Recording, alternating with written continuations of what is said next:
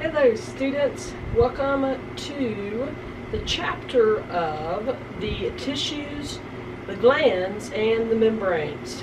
So within this chapter, we're going to be talking about, kind of back to the beginning of all this, we're working slowly down the levels of organization. So we talked about chemicals, okay, a group of chemicals will come together to make a group of cells. Now we've arrived when a group of cells come together for some type of certain precise function will become a group, will become one tissue, and then a group of those tissues, of course, we'll add into future weeks when we talk about the organs. So what is a group of tissue? So tissue, before we get to the organ part, we got to understand that organs will have various types of tissue, and also within that we'll have various types of cells. So when we take a group of cells that have come together for that purpose, that's what we call tissue. Now tissue, view them like, you can view them like a Kleenex if you want to, but they are truly the fabric of the body. Now some of them are stronger, okay, some of them are very fragile, because think about how easy it is to tear your skin, versus some of the fabric that's very tough, such as bones. And we'll also look at a very unusual one, your blood. Okay, we don't always think of the blood as being a type of tissue, but it is. It's just a group of cells. Now remember that these tissues then are going to form and make up the organs, and each one of them will have a different function that they will do within that organ. That is also important when you're thinking about the origin of all of the different types of tissues within our body, that we're going to look at four main categories that these tissues will fall under. Now, during human development, all of that tissue is derived from very young, very actively dividing, so kind of back to that mitosis under the cell video, and they're known as stem cells. Now, most of these stem cells will mature, okay, and then they'll have one purpose within life. So once a red blood cell, when it's being made, and maturing, okay, we'll kind of go, of course, through that process because that's kind of an unusual one. Once it matures, it doesn't go through mitosis. But once it matures, it's definitely going to only be a red blood cell for the rest of its life. But you think about a cell, okay, that's within, we'll look at one type of tissue here in a minute, the epithelia or epithelium. Once it becomes that, it always is going to be that type of cell. So definitely important to be thinking about when you think about stem cells that every single tissue comes from a stem cell. That is important to think about. So there'll be four different types of categories that those stem cells will fall under. Okay, so once they're tissues, you'll have epithelial or epithelium. Okay, again, you're going to see sometimes the UM. Okay, again, singular versus plural. Connective, muscle, and nervous. Now the difference between these four types, and you got to know the four types of tissue, is, again, they're groups of cells, and it's their function. Of course, physiology is going to be a big player, but also, too, remember, cells have a matrix, which is the consistency around them. So epithelial cells that we're going to talk about first are very closely packed together. Okay, that's important. Okay, they're very closely packed together. Connective tissue is the most varied among the four, but they were usually more widely spaced as far as the cells, and they have a lot of proteins, okay, that are around them in that matrix. Now, muscle, we'll have lots of chapters that will talk about muscle, okay? So I'll talk very briefly when we get to that part of what muscle tissue is, but these are still very closely packed, a lot like epithelial, but they generate a lot of force, okay? Especially when you think about, the muscles within our body.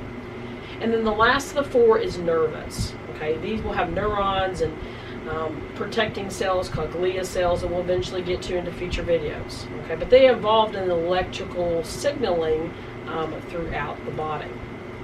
So definitely know that every stem cell gives rise to four main types of tissue groups.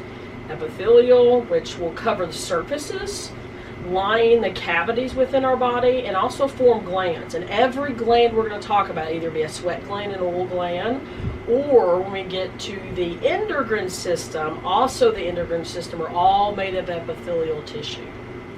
Now, connective tissue, if you think of course, the name, think of connecting, but it also supports and forms the framework of all parts of the body. So you're going to find connective tissue a lot of places, I would say almost everywhere. Of course, muscle tissue, already talked about, contracting and movement is where we're going to see a lot of that force. And then lastly, the nervous tissue is what they call nerve impulses. Okay, so we hear the word nerve impulses a lot when we get to the nervous system.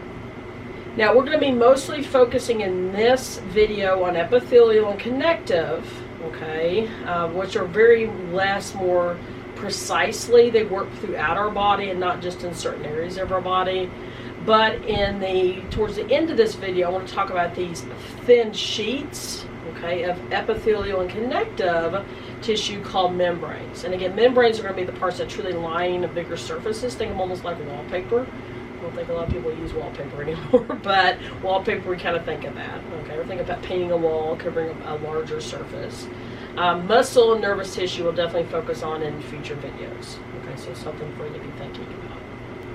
So epithelial tissue, or epithelium, okay, forms the barrier separating the body's relatively constant internal environment from the rapidly changing environment. That's external.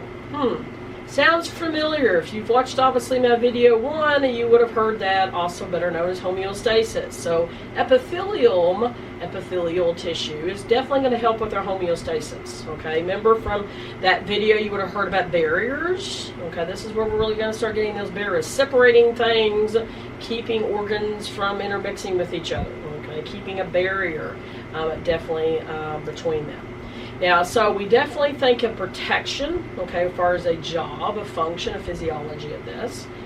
We think it's going to form these membranes, we're going to look at later, and also the duct type of system when we think about glands. And it's going to line these body cavities, also from chapter 1, we talked about, remember, ventral and dorsal, okay, protecting the organs inside those compartments, but also lining the outside of those organs, such as like the heart or the lungs. So they call them hollow organs, okay, when you kind of think about that.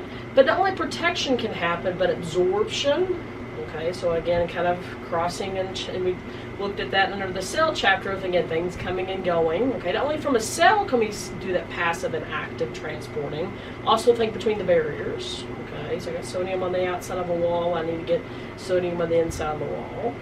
And secretion, okay, secretion is huge, okay, when we think about glands itself. Now, one thing I will point out, when you think of epithelial, definitely start associating with the word of avascular. So, Manee is avascular, okay? So, didn't introduce him at the beginning of the video. He was quite disappointed. He's been just kind of hanging out here. Manee, you're avascular because, I hate to tell you have no blood supply. What?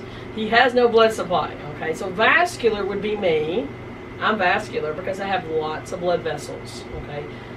Vascular system, okay, is definitely to be thinking about with that. So you might see it in some books, also might say non, but it means non, okay, non-vascular. It does not have its own blood supply. So think about areas in my body, such as the surface of my skin. If I was to cut it, that, unless you get deep enough, and again, it's a very fine surface there, so you don't necessarily, one thing, but I have to get, I'm just literally skin deep. I'm not going to bleed if I get a little paper cut unless I get down to a deeper level. And we'll look at, of course, that deeper level into future videos. So when we think about any type of glands, I definitely need to be thinking about epithelial. I need to think of the word of avascular. But I also need to think about how quickly this area will heal. Okay, so epithelium repairs itself very quickly. Okay, so if you cut your skin, in normal cases, it's going to heal very quickly. It goes through mitosis pretty fast. Okay, so think about areas also of like normal wear and tear, like the skin, the inside of your mouth, the lining of your GI tract. Okay, those stem cells constantly are working inside that area, reproducing, dividing very frequently, repairing any damaged cells, so that way we don't end up with an area that pathology, okay, pathogens could definitely get into. Now, when you look at it, it can be a little daunting, okay, and there are a couple names that I definitely want to help you with when you're thinking about epithelial. 2 ways that it is going to be classified. Okay, so think about If you go into a library and you look at books and they have different sections, okay, maybe this is the romance section that you're in, or maybe you're in the horror books, or the teen section, the kids section, okay. So think about, I'm in the cooking section, okay. Obviously, if I'm in the cooking section, I'm looking for cooking books. I'm not looking for a horror show, okay, or a horror book, or a romance book, okay. So there are two main classifications: the shape and the layers. Now I'm going to start with layers first because it makes it easier. Now these names I'm going to say are only associated with epithelia or epithelial cells. Hint, hint. Okay, that will help you, I promise you. So these names are only associated with epithelial tissue. The layers, the two names you're going to see is simple and stratified. Okay, now simple is the layers, okay, of cells. So this guy here, this would be a simple. It's only one lone manatee. I haven't really named you, I guess. We'll call you George. Okay. He kind of likes that name. So George is simple. He's just one layer. Now, if I was to take Manee and stack him on top of George, that would be stratified. Means stratified, the word literally means multi-layered. So simple, 1. Stratified, 2. Another way you can also relate it is to food, because I always like to relate things to food, is get you some good pancakes. If you like a stack of pancakes, then you like stratified. Okay, you like more than one pancake stacked on top. If you only like one, like myself, that's usually all I can eat is a simple. I'm a simple girl, okay? I just have simple, one pancake. So let's get that out of the way that make life. Remember, the cells are stacked on top because we're thinking about from superficial to deep, protecting things. Now the other part, first classification, are the shapes. So let's look at the 3 shapes. Flat, looks like a cube, and a column. Okay, so the first one, the squamous. Okay, that's a fun name to say, squamous. Squamous is flat. Okay, so definitely think about flat like a pancake. Okay, so next time, have you a big stack of pancakes. So if you're a simple girl like me, you're going to have a simple, squamous, flat pancake, okay, better known as, of course, in the cell world of epithelial, of a simple squamous epithelial tissue, one layer. So it's going to take a lot to get through as far as doors. No, okay, I've only got that one barrier. So think about areas in my body where I don't want a lot of protection, but I want absorbing or secretion to happen very quickly. Now the cube shape, the colander shape. So think of cuboidal. Looks like a cube. So think about areas in the body where, again, you want a little bit more protection because the cell is not just flat, okay, like this, it's thicker. Okay, maybe think of a really thick pancake. And then colander is going to be like columns on a building. Okay, so the 3 classes as far as shapes we have is squamous, flat, cuboidal, which is like a cube, and then colander is like columns. Now there are a couple other, what I classify them as the odd, okay, names you'll also hear, would be pseudo-stratified. Now the word pseudo means false, okay, so false stratified. So even though it's technically classified as a shape per se, but it's also lying about how many layers, so we only have one, okay, so it's technically a simple type of cell design. And then the other name you're going to hear is transitional. Okay, so transitional specially relates to the bladder. Okay, so I'll kind of come back to the odd types here in a minute. So simple squamous, stratified squamous. Okay, so simple means George, stratified means 2 or more. Okay, so many layers. And we definitely think about, of course, like think about the skin also can help you. Simple cuboidal, okay, or stratified cuboidal. Okay, so cubes, 1 or more than 1, stacked on top of each other. They would be more kind of, they're more kind of like a cuboidal than they would be a squamous. Okay, they're definitely not flat manatees. Maybe think about flat stacking. Say if you think about animals, let's do stingrays. So if you stack stingrays on top of each other, they're a lot more flatter than manatees are. Okay, and then the colander, usually you only see like simple and pseudo stratified. Again, pseudo isn't, it's like kind of wedged beside each other. Again, columns would look like this. And then the transitional has kind of like flat and then cubes. It may have some columns in it. Okay, so it's kind of a combination of all three of those. So definitely make sure that you know some examples within the body.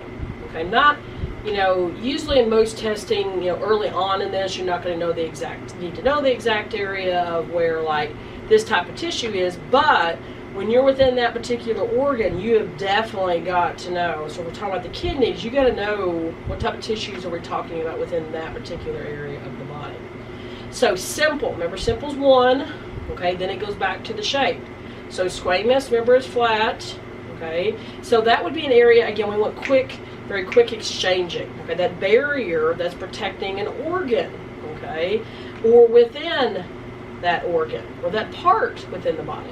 So examples would be like your capillaries. Okay, capillaries are very thin that connect an artery and a vein together. It's in between those. Within our lungs, okay, we would have seen this one with diffusion when we think about the alveolus. Okay, this is where air gets into our lungs to these little tiny, where capillaries are touching these areas, these little air sacs, allowing exchanging to occur. The glomeruli, or glomerus, inside of our kidneys. Okay, I know we haven't obviously be many more videos later on that you'll see when we talk about kidneys.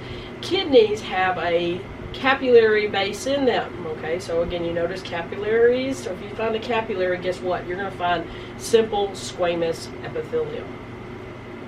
Now, the cubes. Okay, the cubes are not as, we think about the importance of areas that I want some exchanging, but I still want a little bit of distance, just a little bit. Again, it's still simple.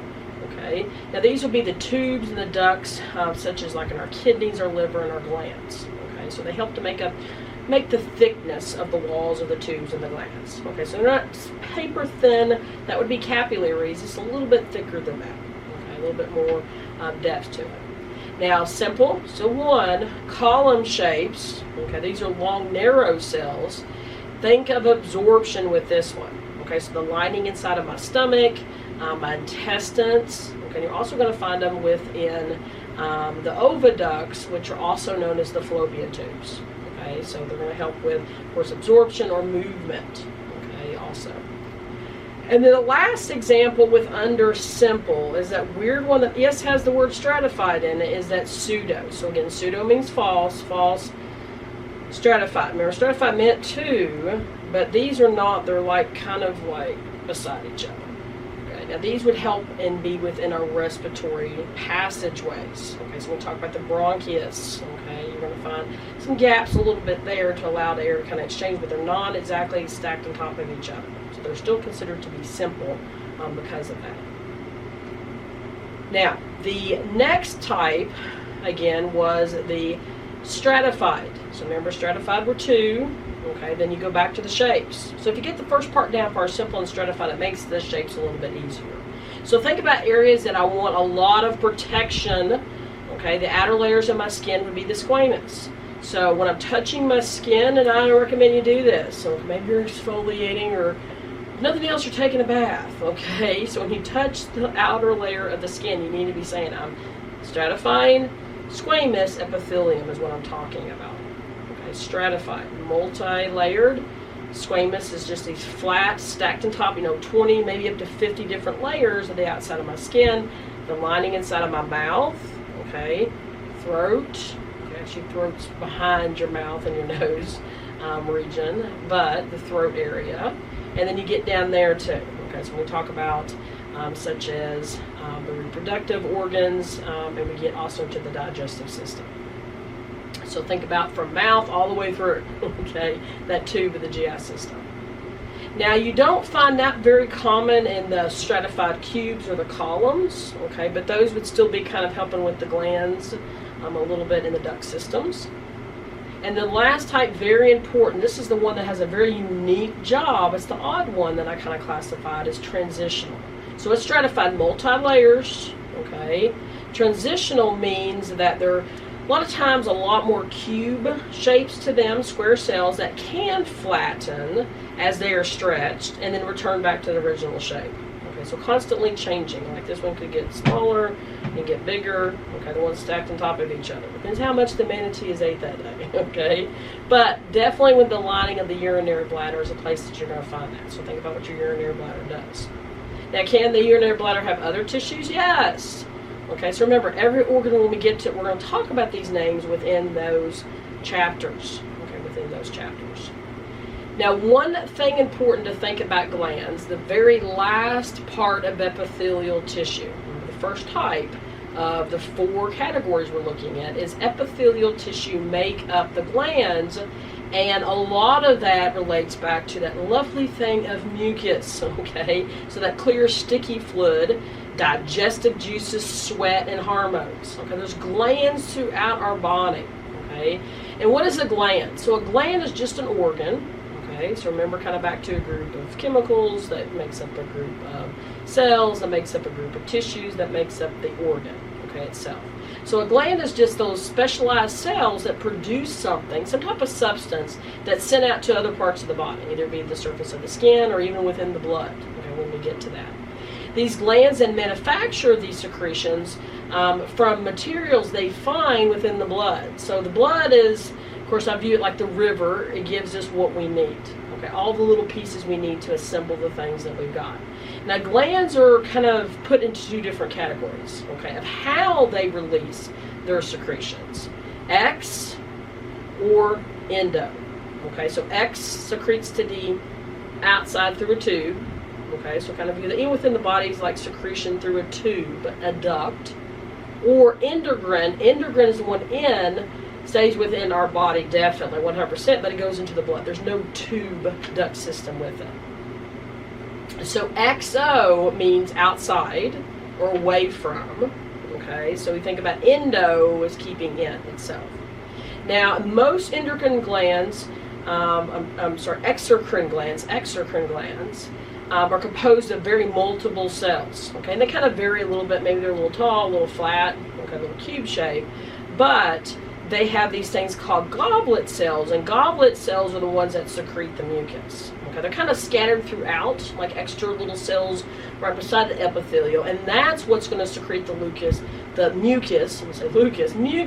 into that area, and then that is what's going to lubricate, okay, the passageways, and helps to protect because it's very sticky itself. Now, very important, remember, endo means within, exo means out or away from. Okay, so it's not always only going out of the body, so yes, we have oil and sweat, but we also within the body, okay, itself. So all of the glands are made of epithelial. Okay, the ones that have the duct systems are things that's like secrete mucus and sweat and saliva and GI. Okay, mucus cells are kind of mixed in with that. Endocrine glands secrete directly into the blood and have no duct system. So definitely be thinking about later on when we talk about hormones, we're always going to be talking about epithelial tissue when we talk about these glands themselves. Now that we've talked about epithelial, let's talk about connective. Okay, so connective tissue, the supporting fabric. Okay, I feel like I need to use the word cotton when I say that, because that's kind of the saying for cotton fabrics. But you think about different fabrics. So think about a shirt that you have. Maybe you have a really thin kind of shirt that you can kind of see through a little bit. It's not very strong. Maybe it's very delicate. It's fragile. And think about a very thick sweatshirt. Okay, like it's gone through a war and survived. It's really, really thick, okay? So kind of think about the differences between that thing that was really fragile and the thing that was really strong, okay? The differences between it is what they call the matrix of how those woven fabrics are put together. Remember, at the end of the day, no matter what type of cells we're talking about, cells always have this matrix. This intracellular background material that contains amounts of water, proteins, these fibers, and even harder minerals. Okay, think of different salts and things, okay, because a mineral is a salt. Now, there's going to be a lot more categories and names associated with connective tissue, and it's the most varied. So let's kind of start at one end here and kind of work down. Let's start at the liquid end, okay, the most liquidy part of our connective tissue, a group of cells, but the matrix is the most liquidy, is going to be this circulating connective tissue. So first one is circulating. Okay, and I'll go ahead and just kind of go from the most liquidy all the way up to the hardest. Then you have loose connective tissue, dense connective tissue, cartilage, and then bone. So from very liquid, a little bit more together, the matrix around it's gotten to get a little bit more thicker, dense, those would be ligaments when we talk about those, even more getting closer to plastic. Plastic would be cartilage, and then the bone would be the heart. So circulating connective tissue. So definitely think about, fluid connective tissue circulating sometimes. It's also called travels in vessels, these tubes. It carries all these nutrients in. Remember I said it was like the river. Okay, now the two different categories eventually when we get to it in detail will be blood and lymph. Okay, so blood has the cells that live in the plasma. Okay, we're going to look at those eventually, they're called formed elements. Okay, now they circulate, of course, obviously through our heart and our blood vessels.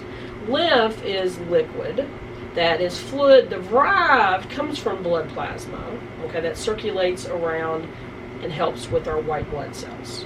Okay, so it kind of just like it's a little deter, okay, in some ways. Now, loose connective tissue is going to be more softer, so it's not as liquidy, so the liquid around the cells is a little bit thicker, but it provides support and protection. So there are a couple that you definitely, when you're looking through these, I'm going to mention the three. Not every textbook has the third, but areolar is the first one. Okay, so areolar, the word literally means space, okay, because it has a very open kind of the composition of it, and it contains a lot of cells and fibers and kind of a gel-like matrix. Okay, so now we're not talking about just like a water, we thickened it up. It's a lot of collagen, okay, so definitely we think about this kind of a little bit of elasticity with it. Now, adipose, you definitely want to know, because we're talking a lot about adipose, okay? In a couple more videos, we're going to see when we talk about adipose tissue, we're going to talk about fat, okay? Fat tissue, okay? Because they store a large amount. Like these connective tissues love to eat, and get bigger and bigger and bigger, okay? It's kind of take up the space in the liquid that's around them. So definitely there's one more, again, that's called reticular, okay? Reticular, we definitely think about kind of the protection in smaller areas. It's not as ranged as well. Okay, so again, most textbooks don't always talk about reticular, but definitely wanted to mention what reticular was. Now, getting a little bit thicker in the matrix, we're going to talk about dense. Okay, dense is going to be, it's a little bit like the areolar. Okay, it does contain matrix, okay, of collagen and elasticity. When you think about the two different types of your dense. So dense connective tissue would be irregular and regular. Okay, irregular is a little bit like it helps, throughout your organs, kind of strengthens the organs. Okay, kind of like gives a little bit more support. But regular dense connective tissue, you definitely need to know when we talk about your tendons and your ligaments. So kind of just FYI, not a big deal now, but in future videos, tendons connect muscle to bone. I mean, literally the muscle becomes the bone. And the ligaments are kind of like the spider web, and when joints connect, that helps to protect that joint from hyperextension. So you think about elasticity, no wonder that tissue has it. Okay, again, the matrix is getting a lot more thicker, more firmer at this point. So you could definitely think about like making Jell-O. Okay, so Jell-O starts off as water. Okay, then eventually it will get a little bit thicker when you leave it in the refrigerator long enough. And then leave it in there even longer, it's going to get very thick. And depending upon how much water that you add, that would change the consistency of that Jell-O. Okay, whether it becomes really wobbly or it's actually where you could stack it and build something with it. Okay, so if you've never made Jell-O jigglers, like what is that, Miss Lafferty? Go look it up. Okay, I'm sure it's on YouTube out there, but in my day, my generation, you would not add, I think you had half the amount of water as you normally would within Jell-O. And then you let it sit up like it normally would, and it gets really, really firm. And then you can actually, what they call them, Jell-O jigglers, okay, or jiggle, okay, as far as you could build shapes and things like that. Okay, so something fun. Get you a box of Jell-O, fairly cheap. Again, make it what it says on the directions, or make it a little less water or whatever, put it in the fridge and go through those stages and talk about, okay, now I've got the blood, especially if you use red. Okay, then leave it for maybe 30 minutes, and you notice then I'm getting into the loose and the dense. And then if I leave it long enough, it's going in the refrigerator, it's going to become the next type, which is cartilage. Okay, so cartilage has the word chondro. Okay, chondrocytes. Chondro is literally going to mean cartilage. Okay, so cyte, of course, means cell. So I'm throwing out again some words, some Latin words to help you. There are 3 different types of cartilage that we have within our body.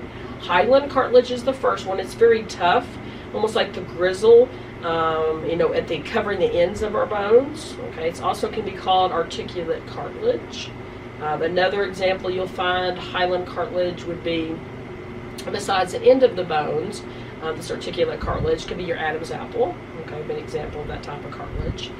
Fibrous cartilage is the second type. This is the disc we find between our vertebrae, and also like in our knees. Okay, would be another example. And then lastly, the one we think about cartilage, like, nose, ears, things like that. I feel like I need to do a song, was it ears? Was it ears, nose, shoulders? Okay, you all know it. You're singing it now. I know you are. Okay, but hyaline cartilage, is not going to be that. Not going to be fiber cartilage. That one is the elastic.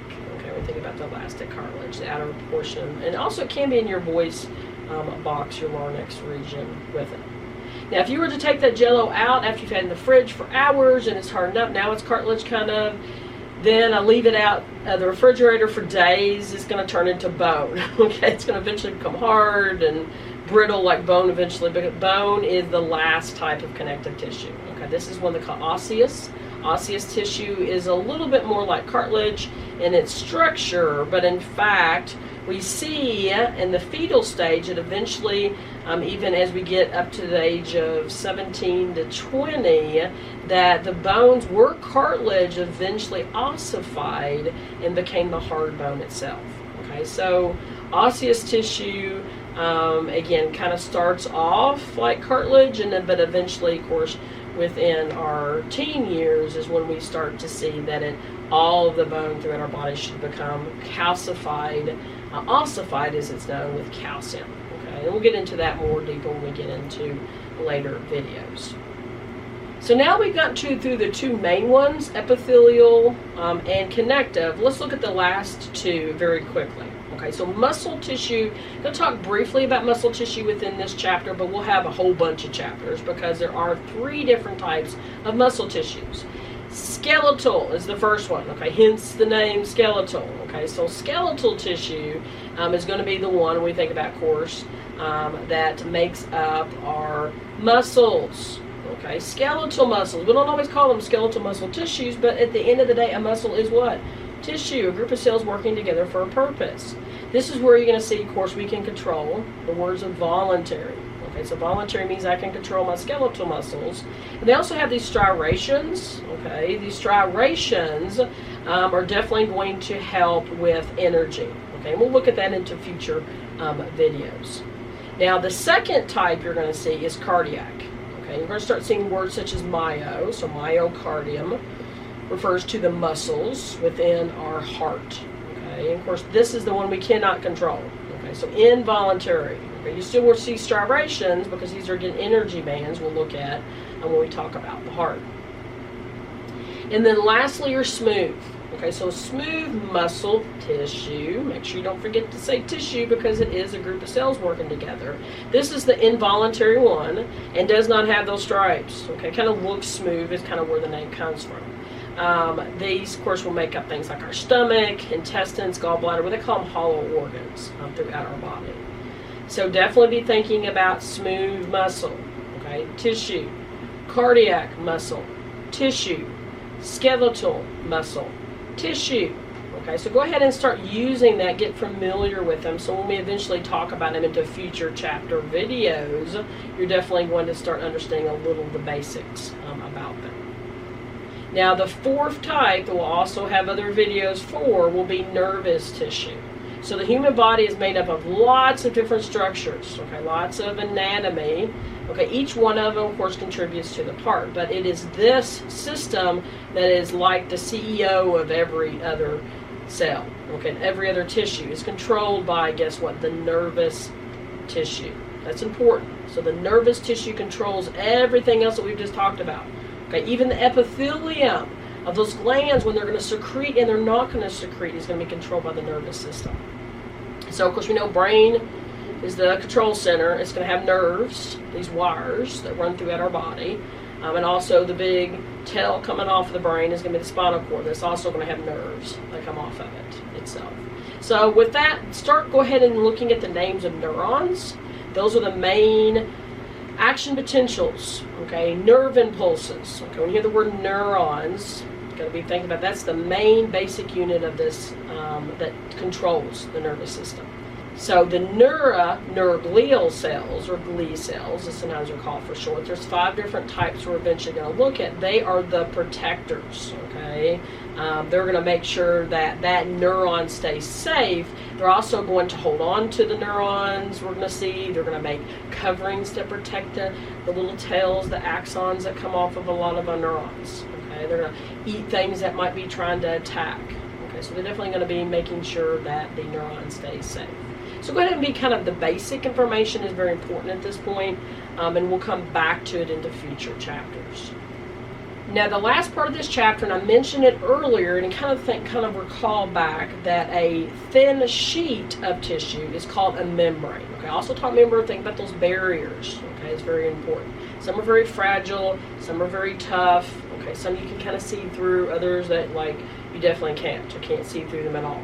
Okay, just depending upon how thick the liquid does make a difference. So think about trying to look through, again, a clear glass, and if you put lots of glass panes up and then you get them all muddy, you're not going to be able to see through them. Okay, so that obviously is going to play a role also to help us visualize within our body. So the 2 types, we don't have muscles, tissues, we don't have nervous tissues. When we talk about membranes, we just have epithelial and connective. Okay, kind of bring it back to, the areas that I would think I would have epithelial tissue membranes and the areas that should have connective tissue membranes. So let's start with the epithelial, which contains epithelium, and it also does have a bottom layer of connective tissue, right at the base, of it. So epithelial membrane is so named because the outside of it is made out of epithelium, okay? So remember, we kind of talked about some of those names of the different types. Okay, now it does break it up into 3 different categories. Okay, 3 different categories. So when you think about epithelial tissue membranes, think about cutaneous, mucosis, and serous or serosus membranes. So let's look at the first one, the easiest of the 3. So cutaneous membrane is your skin. Okay, so remember, stratified squamous epithelium is also called your cutaneous membrane, so the outer layer of our skin. Now mucus, think about mucus, this is lining those tubes that open to the outside of the body. Okay, so definitely it opens to the outside of the body, those tubes and ducts. Okay, it's trapping things. Okay, it's things that goes in our nose and our mouth and at the other end. So lines the tubes and other spaces that open to the outside of the body. That's important definitely when you're thinking of mucosous membranes. Is a name that you definitely need to know. Now, serous or serosus membrane do not open to the outside of the body. They line the outside of the organs that are inside of our body, inside of a cavity. That's important. So serous, think of being very serious, serosus membranes do not connect to the outside world. Okay, they're inside a body cavity. They line inside of that cavity that holds an organ such as the heart. Also covers the outside of that organ itself. That's where you're going to see parietal and viscera, okay, or visceral. Parietal lines the cavity, like your thoracic cavity, lines the heart. I also kind of call that the sac, the abdominal cavity. Okay, kind of back to chapter 1. So ventral cavity, think about lining the inside of that.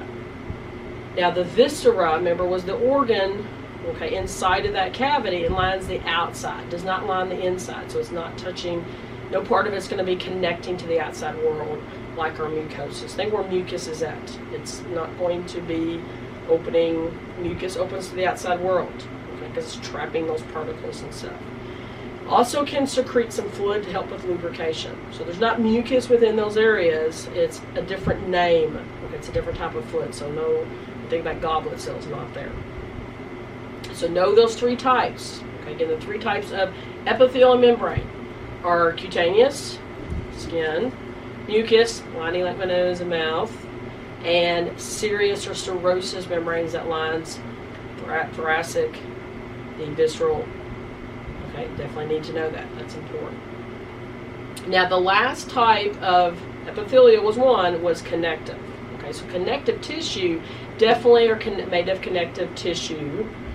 These membranes do not have any epithelium. So places we're going to find them into later videos when we talk about synovial. Okay, so anywhere where you can make a popping sound. Okay, there's fluid in there that's protected by these barriers. Okay, keeps the fluid in there. Synovial membranes. Your meninges, okay, when we talk about like meningitis, okay, your meninges are these layers on the outside of your brain that keep it safe from things getting in to the brain tissue. We have fascia throughout our body. Fascia is just a continuous sheet of tissue that underlines the skin, helps to protect muscles and give shapes. It's kind of like a mold, like if you were to put your Jell-O in a mold, it helps to make the shape. And then we also have extra connective tissues over certain organs. Okay, so pericardium over our heart will have not only epithelium, we'll have connective tissue, keep it more walls, more barriers. Covering our bones will be another place you'll see that. And then also covering the cartilage. Okay, so connective tissue is covering a lot of, you see, connective tissue membranes cover a lot of connective tissue. Okay, that might kind of help you when you kind of think about that huge list. Now this is the video that I start getting into talking about some pathologies. Okay, so remember pathology, patho means, again, the study of disease, so patho is disease. I start looking at how our body reacts. Now, a name I definitely want you to be familiar with and be thinking about is when we use the word itis, anytime at the end of the word we're talking about inflammation of something. Okay, such as arthritis. Okay, itis, that's inflammation, of course, in that case, usually of the bones. Okay, but it could be the membranes itself. So itis. So definitely look at any type of inflammation. Definitely then the area is inflamed. That can raise the threshold and allow that area for more diseases to set in, more pathologies to set in within that area. Now the biggest one that we all think of course, is tumors. Now there are two different types of tumors. We got benign and malignant. Okay, benign, now the word tumor is also called a neoplasm or plaza. And that just means where, again, that cell, I would have talked about this in the video right before this one, the cells are just growing, mitosis, mitosis, mitosis, okay? They just keep growing like bunnies having a whole bunch of babies, okay? They're just uncontrolled, which is not good, okay? They have no purpose within the body. It's just the cell just wants to make more of itself, okay? It's kind of conceited, okay, in some ways. Like, I need more of me. I need a lot more of me. Well, the body, there's so much space that the body can hold, okay? Now, there are some differences that you can definitely see to think about a benign. I'm not going to get into this video in any detail. Most textbooks definitely will have, examples of like what a wart would be called, okay? Definitely know the medical name associated with that. Think of osteo. So if I was to have an osseous tumor, then that could be a tumor, then of course that originates in the bone. So definitely those prefixes and suffixes would be like a nevus, okay? A nevus is a mole, okay? So definitely think about words that, when you look at a benign tumor again, of looking at that it's staying put. Usually they resemble with benign more like normal cells. They usually stay put. They usually kind of stick together. Usually treated kind of where they surgically remove a thing like a mole or something like that. And they usually grow very slow. Okay, that's kind of like true case study for benign. Malignant are very different, especially when it comes to the movement, masticizing, okay, moving. Okay, think M for M when you think about malignant tumors. That's why they're so dangerous and can cause death also because of the size of them, how quickly that they're going to increase. Now, when you're thinking about cancer with diagnosis, and I know cancer is affected everybody's life, a little personal note on my side, my dad died at age 53 from pancreatic cancer. When they found his, he was already in stage 4 at that time. So it has definitely personally affected me. So my dad's been gone a long time. And I remember, when he was first diagnosed, like it was yesterday, and it's been, over 22 years at this point. So definitely be thinking about, when you're thinking about benign and malignant, of, no one wants to hear the word tumor, then of course cancer, you don't want to hear that. But they go through different stages of diagnosing it. They'll go through a biopsy, to obviously see what's going on. Why do we have extra growth in this area, either be externally or internally? Then, of course, the different types of scans you can have, either be a CAT scan, MRI, and then they eventually get up to the PET scan. Okay, that's when they finally diagnosed my dad officially at that point with cancer, was through the PET scan.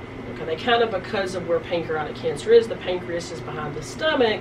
That's where they finally, when they did the PET scan, saw the tumor. And at that point, the tumor was about the size of a grapefruit. Now, after you get that, of course, official diagnosis, they look for things such as like tumor markers, again, proteins. They'll look for in the blood sometimes that are not produced by normal cells. So kind of like, hey, I'm here. You can pick me up in the blood. Genetics, of course, you can use genetic profiling. Sometimes can kind of show maybe a certain mutation that could cause a cancer to happen. But once you've been diagnosed, they look at a couple different things of what they call the staging. And that's looking at, of course, I mentioned with my dad was stage 4. They look at the size of the tumor, okay, plays a role into that diagnosis. Not the lymph nodes, like how many are affected. Not usually locally, but sometimes past that.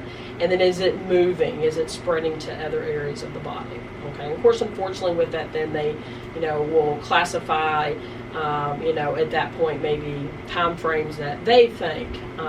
My dad, at that point, and this was again many, many years ago, he was given 3 months to live once they found the tumor. Literally, he was having severe pain.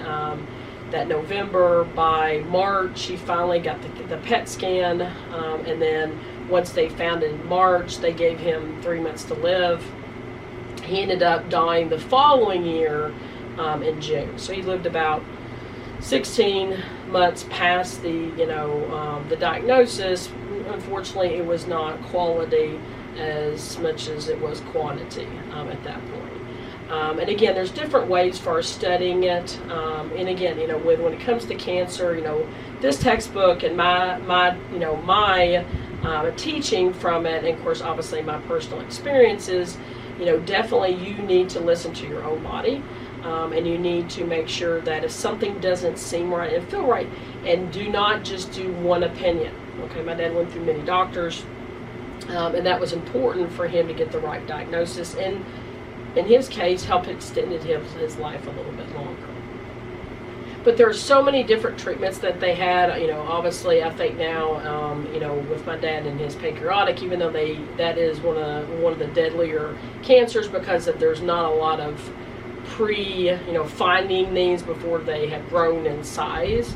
Definitely getting, annual checkups is very important, taking care of it. Mostly listening to your body is vital, and definitely getting the opinions, but, seeking out the treatment that works best for you is definitely, I can tell you, is important. And always respect the autonomy, okay, the autonomy of the patient, because at the end of the day, it's our body, and we are the only ones that need to make that decision. It's hard sometimes. But we definitely always, as healthcare professionals, we need to worry about the autonomy of our patients and giving them the right to make the right choices for them in that particular moment within their life. So not to leave on a sad note, okay, definitely want to tell you all that hopefully your journey to this point through anatomy and physiology is getting you very fascinated. Because the next video is going to talk about things that like to attack the chemicals, the cells, and the tissues of our body. So we're going to look at some pathogens in the next video. And then at that point, after we get past that, guess what? We have gotten to the next exciting part. We're going to spend the rest of the videos talking about the organs and the organ systems, okay, how all of those and how our body tries to defend, like if one organ system isn't working, how these organs are going to kind of step up, okay, just like in the world that we live, like when things sometimes go wrong, there's always people that are going to step up. There's always some wonderful, helpful people, and hopefully you're one of them that can step up and help somebody that's going through a hard time. So Mandy, you got a little bit of screen time today. You get to enjoy some time with George. We've named our new manatee and did some stratifying for us. But definitely make sure that you're getting in your textbooks and reading the information. And I look forward to seeing everybody in our next week's video. Until then,